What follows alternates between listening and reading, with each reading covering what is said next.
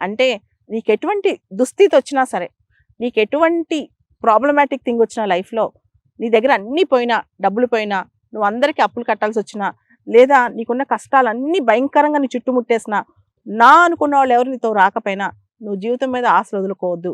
జీవితం ఎంత కాంప్లెక్స్‌గా ఉన్నా సరే, దానిలో ఉన్న పాజిటివిటీని వదులుకోవద్దు. నువ్వు మళ్ళా నీకున్న స్వశక్తితో, నీకున్న క్యాలిబర్‌తో, నీ సొంతంగా నీకున్న టాలెంట్‌తో పైకి ఎదగటానికి ట్రై చెయ్యి.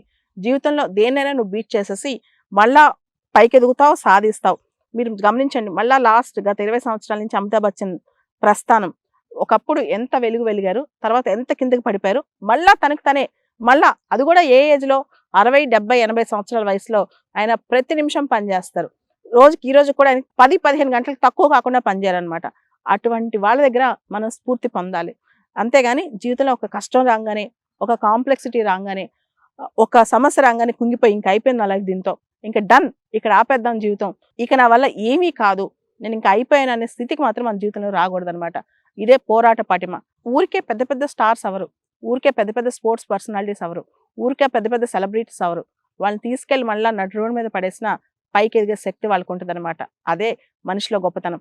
ఎన్నిసార్లు లేచావని కాదు, పడి లేచావా లేదా అనేది చాలా ఇంపార్టెంట్. నువ్వు పడ్డాక కూడా తిరిగి లేవగలిగావా లేదా అనేది చాలా ఇంపార్టెంట్. ఇదే జీవితంలో సత్యం.